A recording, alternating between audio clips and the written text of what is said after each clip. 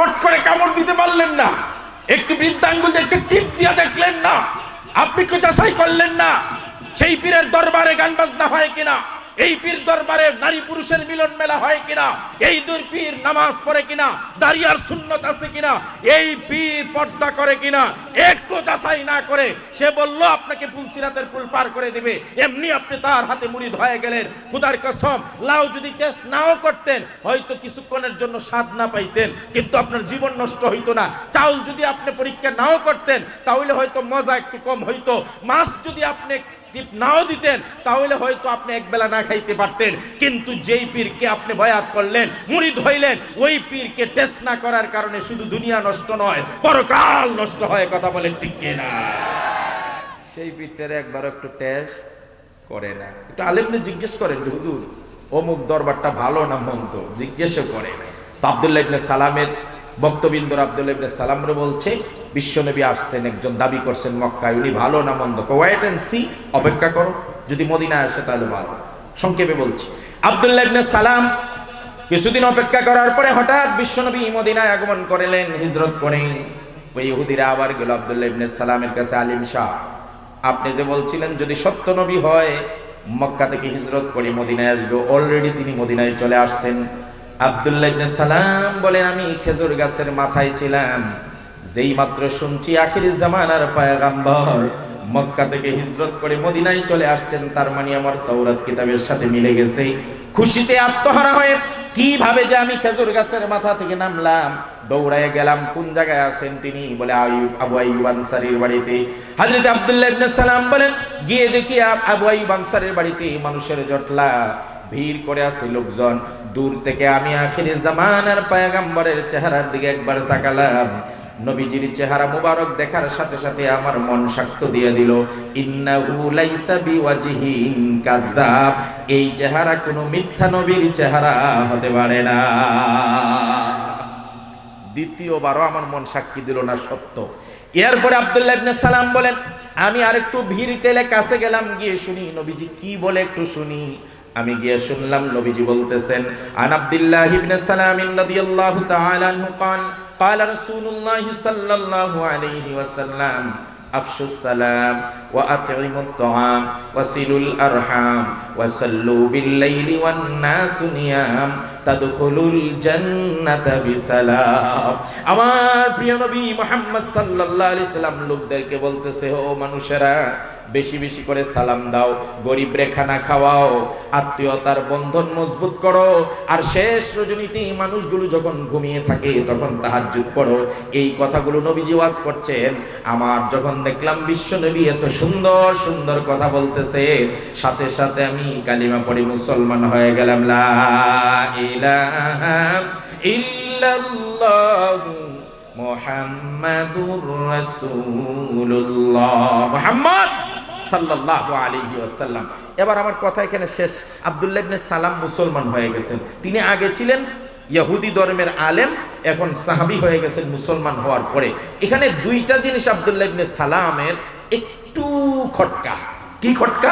তিনি সব ঠিকঠাক মতে মানেন, দুই জায়গায় ওনার একটু খটকা লাগছে। কোন কোন জায়গায়? ইহুদি ধর্মে সাপ্তাহিক বিশেষ ইবাদতের দিন ছিল শনিবার দিন। কোন দিন? আর মুসলমানের ধর্মে সাপ্তাহিক বিশেষ ইবাদতের দিন কোন দিন? শুক্রবার। এই একটা জায়গা। আরেকটা জায়গা হলো ইহুদি ধর্মে উটের গোশত খাওয়া ছিল হারাম, আর মুসলমান ধর্মে উটের গোশত খাওয়া, সবাই কথা বলেন না। এখন আব্দুল্লাহ ইবনে সালাম চিন্তা করতেছেন, যেহেতু দীর্ঘদিন যাবত শনিবার দিন বিশেষ ইবাদত করি, এটা হুট করে ছাইরা দেই কেমনে? ঠিক আছে, শনিবার দিনও আমি বিশেষ ইবাদত করব, আবার নতুন ধর্ম মুসলমান যখন হইছি শুক্রবার দিনও আমি বিশেষ ইবাদত করব। বুঝে থাকলে বলুন আব্দুল্লাহ ইবনে সালাম সপ্তাহে কয় দিন বিশেষ ইবাদত করে? সবাই বলেন কয় দিন? শুক্রবার, শনিবার। এমনিতে যদি কেউ শনিবার দিন বেশি বেশি আমল করে তাহলে তো সমস্যা নাই, কিন্তু তিনি কি এমনি এমনি করেন না দীর্ঘদিনের অভ্যাসের কারণে করেন? ওই আগের অভ্যাস ছাড়তে পারে নাই। আর আগের অভ্যাস ছাড়তে পারে নাই অর্থটাই হলো এখনো ওই ধর্মের প্রতি কিঞ্চিত হলেও কি আছে? টান আছে, এইটুকু। আরেকটা দোষ কি উনার? দীর্ঘদিন উটের গোশত হারাম জানছে, খায় নাই, হঠাৎ করে মুসলমান ধর্মে হয়ে গেছে হালাল। চিন্তা করলো হালাল মানি তো ফরজ না, উটের গোস্ত খাওয়া কি ফরজ না হালাল? তা হালাল সব জিনিস খাইতে হইব এমন কোনো কথা আছে না? কেউ যদি কয় আমি গরু গোস্ত খাই না, অসুবিধা আছে? কিন্তু আব্দুল্লাহ ইবনে সালাম এই অর্থে খায় না, বরং দীর্ঘদিন না খাওয়ার কারণে উটের গোস্তের প্রতি যে একটা অনীহা তৈরি হয়েছে, এই জন্য তিনি খায় না। তাহলে বুঝে থাকলে বলুন, কয়টা কাজ করছে আব্দুল্লাহ ইবনে সালামে? শনিবার দিন দীর্ঘদিনের অভ্যাস অনুযায়ী বিশেষ ইবাদত ছাড়ে নাই, এখনো করে। উটের গোস্ত আগেও খাইতো না, এখনো খায় না, স্বাভাবিকভাবে খায় না। না, দীর্ঘদিন না খাওয়ার কারণে অনীহা তৈরি হয়েছে, এই জন্য খায় না। তার মানে বোঝা যায় এখনো তার ইহুদি ধর্মের প্রতি একটু একটু কি আছে, কথা কয় না কা? এইটুকুর অপরাধে আল্লাহ পাক কোরআনের এই আয়াতটা নাযিল করছেন, শুনেন। আল্লাহ রাব্বুল আলামিন বলেন, ইয়া আইয়ুহাল্লাযীনা আমানু দুখুলু ফিস সিলমি কাফা ওয়া লা তাত্তাবিউ খুতুওয়াতিশ শাইতান ইন্নাহু লাকুম আদুউম মুবিন। আল্লাহ রাব্বুল আলামিন আব্দুল্লাহ ইবনে সালামের এই দুইটা কর্মকাণ্ডকে উদ্দেশ্য করে বলছেন, হে ঈমানদারেরা, তোমরা পরিপূর্ণভাবে ইসলাম ধর্মে প্রবেশ করো। কিছুটা মানবে আর কিছুটা মানবে না, এমনটা হলে প্রকৃত মুসলমান হওয়া যাবে না। আফাতুমিনুনা বিবাযিল কিতাবি ওয়া তাকফুরুনা বিবাদ, তোমরা কোরআনের কিছু মানবে আর কিছু মানবে না, ইসলামের কিছু মানবে আর কিছু মানবে না, এমন যারা করে এরা প্রকৃত মুসলমান হতে পারে না। এই আয়াত যখন নাজিল হলেন, আল্লাহর নবী আব্দুল্লাহ ইবনে সালামকে জানিয়ে দিলেন, ওরে আব্দুল্লাহ ইবনে সালাম, তোমার যে দুইটা কাজ, এই দুইটা কাজের কারণে আল্লাহ পছন্দ করেন নাই, বলছে কমপ্লিট মুসলমান হওয়ার জন্য। সাথে সাথে আব্দুল্লাহ ইবনে সালাম বলেন, হুজুর আমার ভুল হয়ে গেছে, আজ থেকে আমি শনিবার দিন বিশেষ আমল ছেড়ে দিলাম, আর উটের গোশত আগে যে খাইতাম না এখন থেকে নিয়মিত খাবো। এরপরে আব্দুল্লাহ ইবনে সালামের ব্যাপারে রাসূলুল্লাহ বলেন, এখন তুমি কমপ্লিট মুসলমান হয়েছো, সুবহানাল্লাহ। আব্দুল্লাহ ইবনে সালাম অপরাধ কয় হাজার করছে, কথা কয় না, কয় হাজার অপরাধ, কয় হাজার, কতটা বিষয় ছাড়ছেন, হাজার হাজার বিষয়, মাত্র দুইটা বিষয় তাও ছাড়ে নাই, একটু অনীহা প্রকাশ করছে, একটু টান দেখাইছে। আর আমরা শুধুমাত্র মনে করছি আমি তো ইসলাম ধর্ম পালন করে নামাজ পড়তেছি, হজ করতেছি, উমরা করতেছি, যাকাত দিচ্ছি, রোজাও রাখতেছি, আমি যদি বিচার ব্যবস্থা মানি কোরআনের বাহিরে, ইসলামের বাহিরে মানব রচিত ব্যবস্থা, রাজনীতি যদি করি মানব রচিত ব্যবস্থা দিয়ে, বেজার ব্যবসা যদি করি অন্যের আইন কানুন মেনে, তাহলে আমার সমস্যা কি? খোদার কসম, নামাজের নাম ইসলাম নয়, রোজার নাম ইসলাম নয়, হজের নাম ইসলাম নয়। হজ, নামাজ, রোজা এটা হলো একটা প্রশিক্ষণ মাত্র। এটা আপনাকে প্রশিক্ষণ দেওয়া হলো, আপনি এই প্রশিক্ষণ নিয়ে কাজে লাগাবেন ময়দানে। আপনি নামাজ পড়বেন ঠিকই মসজিদে, আপনি সেই নামাজের প্রশিক্ষণ কাজে লাগাবেন সত্য বলার মাধ্যমে, একতার মাধ্যমে, আমানতদারিতার মাধ্যমে, ঐক্যের মাধ্যমে, ব্যবসা হালাল তরিকা করার মাধ্যমে। যদি আপনি মসজিদে শুধু নামাজ পড়েন, কাবা ঘরে যদি হজ করেন, আপনি কমপ্লিট মুসলমান হতে পারেন। আপনি কিছু মানবেন, কিছু মানবেন না, বলবেন হুজুর আমরা কেমনে কিছু মানি আর কেমনে কিছু মানি না, একটু বুঝায়া বলেন। আমি দেখাই, দুইটা উদাহরণ দেই। রোজা ফরজ করছেন কে? আমরা মানিনি। রোজা রাখি তো, রোজাদারকে পাইলে সম্মান করি না, ইফতারও করাই, সওয়াবের কাজ মনে করি। কোন হুজুরে যদি রোজার ওয়াজ সুন্দর করে করে, বাহ আমাদের হুজুর কত সুন্দর রোজার বয়ান করছে, বলি না? আর এই রোজার ফজিলত তো অনেক চমৎকার, যে কোনো হুজুরে ভালো করে করতে পারে, কথা কয় না কে? আস-সাওমু লি ওয়া আনা আজজি বিহি, কত সুন্দর কথা। লিস-সাইমি ফারাহাতান, ফারাহাতুন ইনদা ফিতরিহি ওয়া ফারাহাতুন ইনদা লিকাই রাব্বি। ওয়াজ করলে মানুষ মিয়া মুগ্ধ হয়ে যাবে।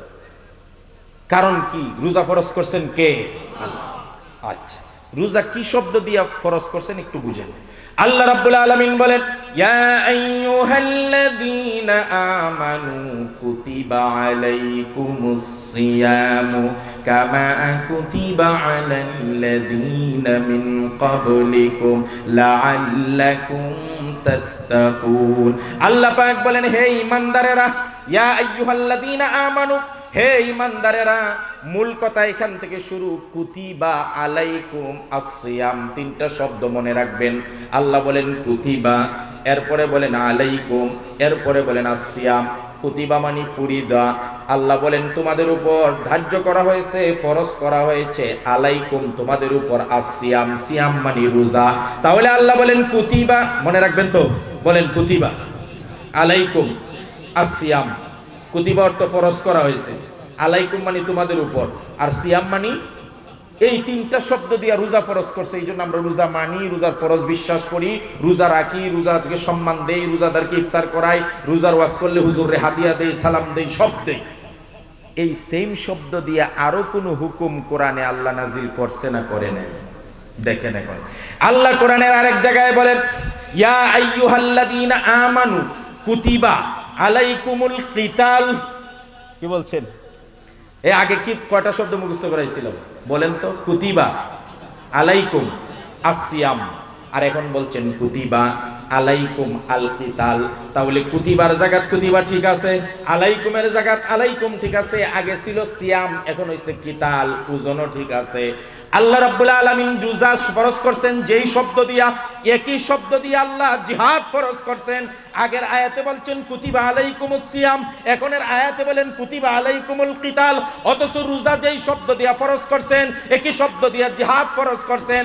রোজার বিধানটাকে খুব গুরুত্ব দেই, রোজার বিধান ফরজ সেটা মানি, রোজা নিজেও রাখি, আরেকজনকে রাখলে তাকে মর্যাদা দেই, রোজার ওয়াজ করলে হুজুরে হাদিয়া দেই, ইফতার করাই। কিন্তু একই শব্দ দিয়ে আল্লাহ জিহাদ ফরজ করেছেন। জিহাদের বয়ান করলে হুজুরে জঙ্গি বানায় দেই, জিহাদের কথা শুনলে নাক ছিটকাই, জিহাদের কথা শুনলে আমরা তাকে হুমকি দেই, রাজাকার বানাই, জঙ্গি বানাই। যদি কেউ বলে আমি আল্লাহর রাস্তায় মুজাহিদ, তাকে তালেবান বানানোর জন্য ব্যস্ত হয়ে যায়।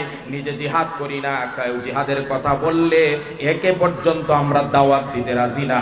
আল্লাহ বলেন আফাতুমিনুনা বিবাযিল কিতাব ওয়া তাকফুরুনা বিবায, কিছু মানো আর কিছু মানো না। যেই শব্দ দিয়া রোজা ফরজ করলাম, রোজারে মানো, একই শব্দ দিয়া জিহাদ ফরজ করলাম, জিহাদ মানো না। তার মানে তুমি প্রকৃত মুসলমান হতে পারো নাই। কথাটাকে আমি বুঝাইতে পারছি? কথা বলেন না কেন? জিহাদের অনেক ব্যাখ্যা আছে, কিন্তু আপনি জিহাদ বললেই কেন না? এটা তো কোরআনের শব্দ। ইয়া আইয়ুহাল্লাযীনা আমানু, কি না না, জাহিদিল কুফারা ওয়াল মুনাফিকিন। আল্লাহ কি বলছেন? জাহিদিল কুফারা ওয়াল মুনাফিকিন, তোমরা কাফের বেঈমান এবং মুনাফিকদের বিরুদ্ধে লড়াই করো, যুদ্ধ করো, জিহাদ করো। এই জিহাদ শব্দ কোনো মৌলবীর বানানো নয়, জিহাদ শব্দ মামুনুল হকের আবিষ্কার নয়, জিহাদ শব্দ বাবনগরী হুজুর বানায় নাই, আল্লামা শফী সাহেব হুজুর বানায় নাই, শাইখুল হাদিস বানায় নাই। জিহাদ শব্দ আল্লাহ নাজিল করেছে। কোরআনের একটা শব্দের ব্যাপারে যদি কেউ নাক ছিটকায়, কেউ যদি অবজ্ঞা করে, ইগনোর করে, অবহেলা করে, খোদার কসম তার ঈমান থাকবে না।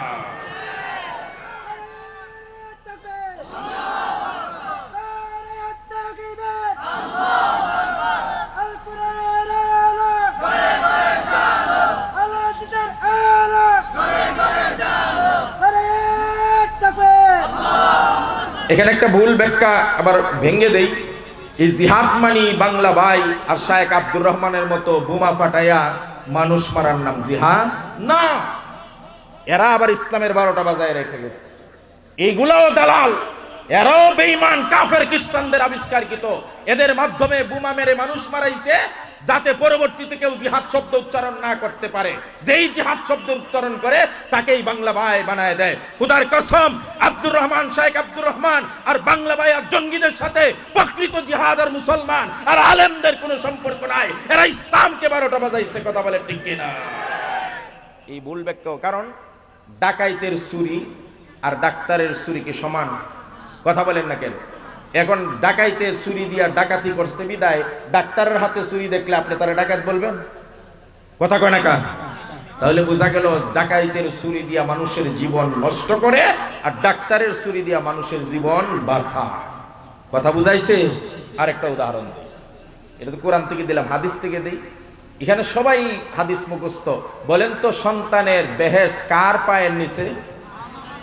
সবাই জানে সন্তানের বেহেশত কার পায়ের নিচে? আরো জোরে কয় না, কার পায়ের নিচে? আল্লাহ নবী সাল্লাল্লাহু আলাইহি সাল্লাম বলেন, খেয়াল করে শুনেন, আল জান্নাতু তাহতা আকদামিল উম্মাহাত। নবীজি সাল্লাল্লাহু আলাইহি সাল্লাম বলেন, জান্নাত হলো মায়েদের পায়ের নিচে। জান্নাত কার পায়ের নিচে? এই সবাই বলেন, জান্নাত কার পায়ের নিচে? আল্লাহর নবী বলছেন, আল জান্নাতু তাহতা আকদামিল উম্মাহাত, জান্নাত হলো মায়েদের পায়ের নিচে। সুপ্রিয় বন্ধুগণ, আমরা যখন মায়েদের পায়ের নিচে জান্নাত যেহেতু এই জন্য মায়ের ওয়াজ যখন আমরা করি, মায়ের ওয়াজ যখন আমরা শুনি, চোখ দিয়ে ঝরঝর করে পানি ফেলে দেই, ঝরঝর করে পানি ফেলে দেই, পানি ফেলে দেই। দুনিয়ার মুসলমানরা ভালো করে একটা কথা বিশ্বাস করেন এবং শুনেন, যেহেতু রাসূল করিম সাল্লাল্লাহু আলাইহি সাল্লাম বলেছেন আল জান্নাতু তাহতা আকদামিল উম্মাহাত, যেহেতু নবীজি বলেছেন মায়েদের পায়ের নিচে সন্তানের বেহেশত, এই জন্য এই পৃথিবীর যে যে দল করুক না কেন, যে যে মতের হোক না কেন, যেই যেই পথের হোক না কেন, মায়ের সম্মান সবাই করি, মায়ের খেদমত করি, মাকে ভালোবাসি, মার জন্য জীবন দিতে আমরা রাজি হয়ে যাই। কোন হুজুর যদি মায়ের ওয়াজ করে চোখ দিয়ে ঝরঝর করে পানি ছেড়ে দেই, ওই হুজুরকে আমরা পকেট ভর্তি করে হাদিয়া দেই, কারণ মায়ের কথা বলেছেন, মায়ের ওয়াজ করেছেন। নবী করিম সাল্লাল্লাহু আলাইহি ওয়াসাল্লাম মায়ের অনেক ওয়াজ করেছেন। আমি যদি এই মুহূর্তে মায়ের ওয়াজ করি, প্রত্যেকটা সন্তানের হৃদয় নরম হয়ে যাবে। আমার নবীজি সাল্লাল্লাহু আলাইহি ওয়াসাল্লামের কাছে সাহাবী এসে বললেন, ইয়া রাসূলুল্লাহ মান আহাক্কু বিহুসনি সাহাবাতি, নবী গো আমার পর সবচাইতে ভালো ব্যবহার আমার কাছ থেকে কে পায়, কে হকদার? নবীজি বলেন উম্মুকা, তোমার মা। এবার সাহাবী বলেন সুম্মা মান, ইয়া রাসূলুল্লাহ তারপরে কার হক? নবীজি বলেন উম্মুকা, তোমার মা। সাহাবী আবার বলেন সুম্মা মান, এরপরে কে আমার উপর হক রাখে? নবীজি বলেন উম্মুকা, তোমার মা। তিনবার মায়ের কথা বলেছে রে। ও দুনিয়ার মানুষেরা, এই জন্য মায়ের পায়ের নিচে যেহেতু জান্নাত, প্রত্যেকটা সন্তানের চিন্তা থাকে মার খেদমত করে করে জান্নাত লাভ করব। মায়ের ওয়াজ যেই হুজুর করে ওই হুজুরও খুব ভালো। এই হুজুর মার ওয়াজ করে সবাইকে কান্না করাইছে। মার সবাই কান্না করতে করতে বেহুশ হয়ে গেছে, কারণ নবীজি বলছেন আল জান্নাতু তাহতা আকদামিল উম্মাহাত, মায়েদের পায়ের নিচে কি? জান্নাত, বেহেশত। আচ্ছা, রাসূল খালি মায়ের পায়ের নিচেই জান্নাত বলছেন না, আরো কোনো জায়গায় জান্নাত আছে? ওয়ান কথা কয় না। এটা যেহেতু মানেন যে আল জান্নাতু তাহতা আকদামিল উম্মাহাত, এই শব্দ দিয়া রাসূল আরেক জায়গায় জান্নাতের কথা বলছেন, ওইটাও শোনাই দেই। আমার নবীজি বলছেন আল জান্নাতু তাহতা জিলালিস সুয়ুফ। দেখেন, আগে বলছেন আল জান্নাতু তাহতা আকদামিল উম্মাহাত। আল জান্নাতু শব্দটা ঠিক আছে, বেহেশত। তাহতা নিচে, আকদাম মানে পা, উম্মাহা মানে মা, মানে জান্নাত মায়ের পায়ের নিচে। এখন রাসূল একই শব্দ দিয়ে আরেকটা হাদিস বলেন আল জান্নাতু তাহতা জিলালিস সুয়ুফ, জান্নাত হলো তরবারির ছায়ার নিচে। যেই মাত্র আমি বললাম জান্নাত তরবারির ছায়ার নিচে, এতক্ষণ মায়ের পায়ের নিচে জান্নাত বলছিলাম রাসূলুল্লাহর হাদিস দিয়া। আমাকে সবাই বাহবা দিছে, হুজুর সুন্দর কথা বলছেন, সুন্দর ওয়াজ। যেই মাত্র নবীর ওই হাদিসটা বললাম জান্নাত হলো তরবারির ছায়ার নিচে, এখন আপনি বাঁকা চোখে থাকান, হুজুর কি জঙ্গি কানেকশন আছে নাকি? কথা বলে নাকি? তলে তলে হুজুর কি জিহাদি নাকি? তরবারির ছায়ার নিচে জান্নাত আকাশ থেকে পড়ে। আর আমরা হুজুররাও, আমার কথা বলি, আমরা হুজুররাও যে ওয়াজ করলে পাবলিক আমাকে দোষী করতে পারে অথবা জঙ্গি মনে করতে পারে, ইত্যাদি ইত্যাদি ভাবতে পারে, এই ওয়াজ আমরা করি না। রিস্ক মুক্ত ওয়াজ, মায়ের ওয়াজ করলে সব দল খুশি। কথা কয় না কেন? আর তরবারির ছায়ার নিচে জান্নাত, বিশ্বনবী বলেছেন। এই ওয়াজ কেউ করেও না, কেউ শুনেও না, করলে ওই হুজুর ভালো না, ওই হুজুরের হাদিয়া ছাড়া বিদায় করে দেয়।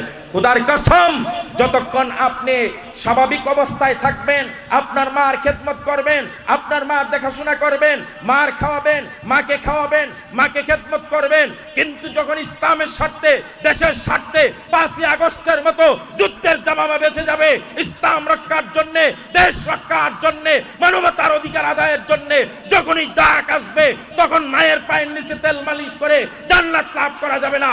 তখন উন্মুক্ত তরবারি নিয়ে রাসূলুল্লাহর মতো 27টা যুদ্ধে রাসূল নিজে সেনাপ্রধানের দায়িত্ব পালন করেছেন। আপনাকেও ইসলাম আর দেশের খাতিরে অস্ত্র হাতে আপনাকে ময়দানে ঝাঁপিয়ে পড়ে জান্নাত তালাশ করতে হবে।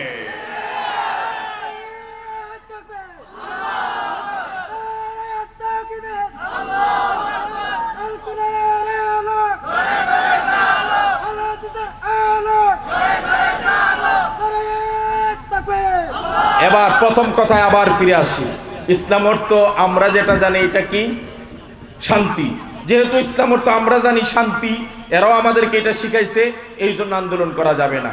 এই জন্য অধিকার নিয়ে কথা বলা যাবে না, এই জন্য অন্যায়ের প্রতিবাদ করা যাবে না, মদের বিরুদ্ধে কথা বলা যাবে না, সুদ ঘুষের বিরুদ্ধে কথা বলা যাবে না, দুর্নীতি আর টেন্ডারবাজির বিরুদ্ধে কথা বলা যাবে না, চোর ডাকাতি ইত্যাদির বিরুদ্ধে কথা বলা যাবে না, রাষ্ট্রের সম্পদ আত্মসাৎকারীর বিরুদ্ধে কথা বলা যাবে না, ইসলামের অবমাননাকারীদের বিরুদ্ধে কিছু বলা যাবে না, নাস্তিকদের বিরুদ্ধে কিছু বলা যাবে না। কারণ আপনি এত উশৃঙ্খল কেন? আপনার ইসলাম ধর্ম মানে শান্তির ধর্ম, ইসলাম মানে শান্তি। তা আমার প্রশ্ন হইল, ইসলাম যদি অর্থ শান্তি হয়, তাহলে রাসূলুল্লাহ সাল্লাল্লাহু আলাইহি ওয়াসাল্লাম 27টা যুদ্ধে তরবারি নিজে হাতে নিয়ে সেনা প্রধানের দায়িত্ব পালন করলেন কেন? ইসলাম অর্থ শান্তি না? কথা বলেন না কেন? ইসলাম অর্থ শান্তি, রাসূল কেন যুদ্ধ করবেন? ইসলাম অর্থ শান্তি, তিনি কেন মানুষ কাফেররে মারছেন পর্যন্ত? রাসূল নিজ হাতে মারছেন যুদ্ধের ময়দানে।